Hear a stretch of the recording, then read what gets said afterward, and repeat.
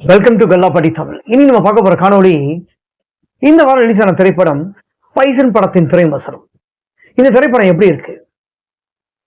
Director poly Selvaraj அவர்கள் ஜாதியை கைவிட வேண்டும், ஜாதி இல்லாம அவர் படம் எடுக்க மாட்டாரா, இல்ல வேற கதை தெரியாதா? டைரக்டர் மாலி செல்வராஜ் அவர்களுக்கு இதேதான் வேலையா? கலவரத்தை தூண்டுறாரா? மக்கள் கிட்ட வந்து வன்மத்தை தெளிக்கிறாரா? வீடியோ மறக்காம முடிச்சா ஸ்கிப் பண்ணாம பாருங்க.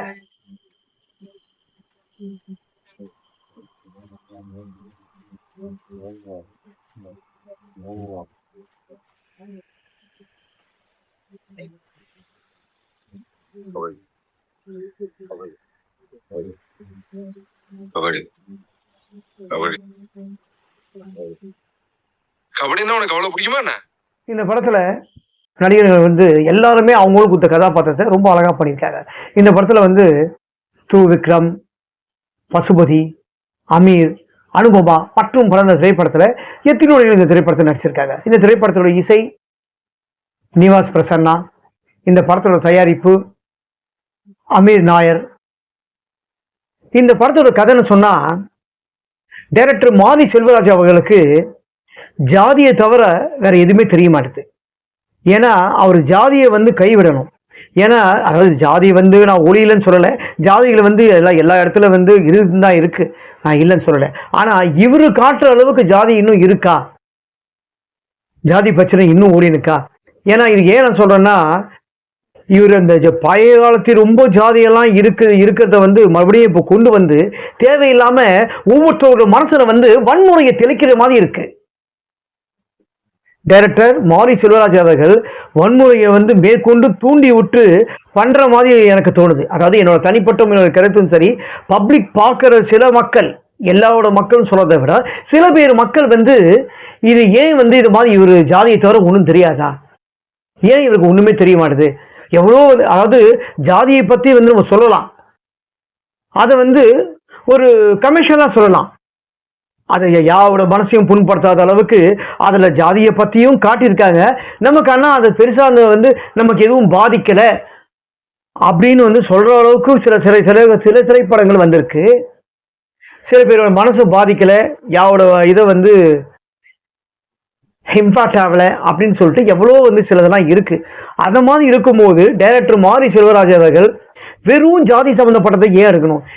ஏன் சொல்றேன்னா, இந்த படத்தோட கதையும் ஒதுக்கப்பட்ட ஜாதி இதுல பிறந்ததான் கதாநாயகன் விக்ரம். இந்த படத்தோட கதாநாயகன் வந்து ஒதுக்கப்பட்ட ஜாதியில சேர்ந்தவர் தான் அவரு. அப்படி இருக்க ஒரு சின்ன வயசுல இருந்து அவர் கபடி வந்து அவருக்கு ஆசை. அந்த கபடியில வந்து எந்த அளவுக்கு வந்து நம்ம ஜெயிக்க முடியும்னு சொல்லிட்டு சின்ன வயசுல இருந்து அவரோட போராட்டம் இருக்கு. இதுக்கு வந்து அவர் நிறைய ஏகப்பட்ட ஹார்ட் ஒர்க் பண்றாரு, எல்லாம் பண்றாரு. ஆனா அவர் ஒதுக்கப்பட்ட ஜாதியில சேர்ந்ததோடு தான், ஜாதி சம்பந்தப்பட்டதா இருக்கத்தோடு தான் அவரால் வந்து அதிகமா ஜெயிக்க முடியல. ஆனா அவர் ஜெயிக்கிறாரா இல்லையான்னு தான் இந்த படத்தோட முழு கதையும். இந்த படத்துல வந்து பசுபதி அவர்கள் கேரக்டர் ரொம்பவே பிரமாதமா பண்ணிப்பாரு. சால்பட்ட பரம்பரைக்கு அப்புறம் பசுபதிக்கு ஒரு பெரிய கேரக்டரா அமைஞ்சது, நல்ல பேசப்படுற ரோல் இது. இந்த திரைப்படத்தை வந்து நிறைய சீன்ஸுக்கு சொல்லலாம். சேத்துல ஒரு சீன் சேர்த்திருப்பாங்க, அது ஒரு சீக்வன்ஸ் வந்து நல்லாவே இருக்கும்.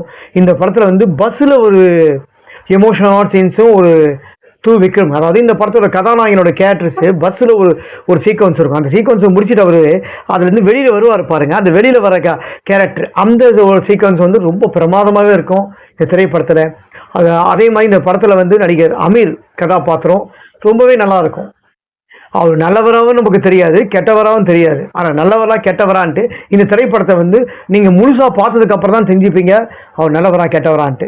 அப்படிப்பட்ட ஒரு கதாபாத்திரம்.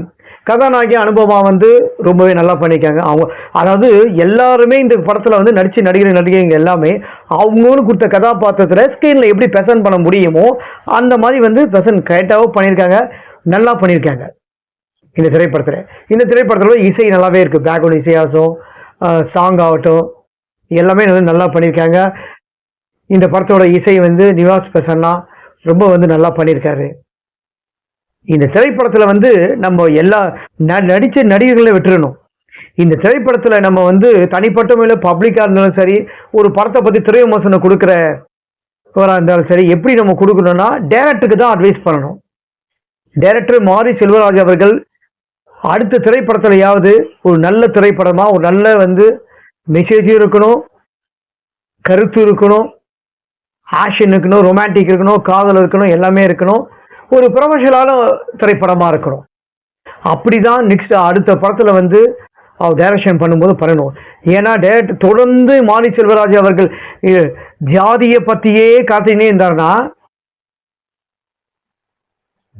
பெருநவல்ல டைரக்டர் பெரிய பிரச்சனை சந்திப்பாரு. ஒரு பெரிய பாதிப்பு டைரக்டர் மாரி செல்வராஜ் அவர்களுக்கு ஏற்படும்.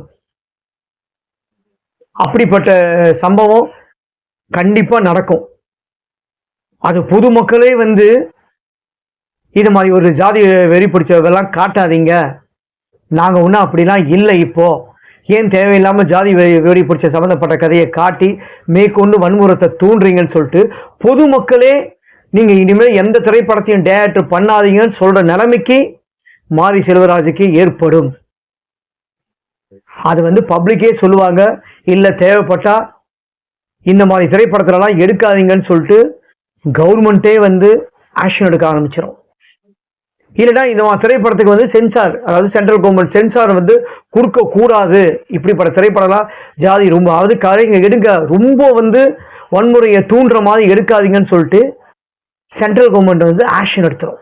ஸோ மாரி செல்வராஜ் அவர்களே எடுங்க, நல்ல திரைப்படமா எடுங்க, வன்முறை தூண்டாதீங்க. ஃப்ரெண்ட்ஸ், இந்த வாரம் ரிலீஸ் ஆன திரைப்படம் பைசன் படத்தின் திரை மற்றும் நான் கொடுத்த காணொளி உங்களுக்கு பிடிச்சிருந்தா மறக்காம கமெண்ட் பாக்ஸ்ல உங்க கருத்தை பதிவு பண்ணுங்க. கெல்லா படி தமிழ் யூடியூப் சேனலை மறக்காம சப்ஸ்கிரைப் பண்ணுங்க, லைக் பண்ணுங்க, ஷேர் பண்ணுங்க. இதை விட ஒரு அடுத்த நல்ல ஒரு திரை விமர்சனம் தெரியும் நல்ல காணொளியில உங்களை மறுபடியும் சந்திக்கிறேன். உங்களுக்கு விடைபெறுவது நான் உங்கள் பிஜி.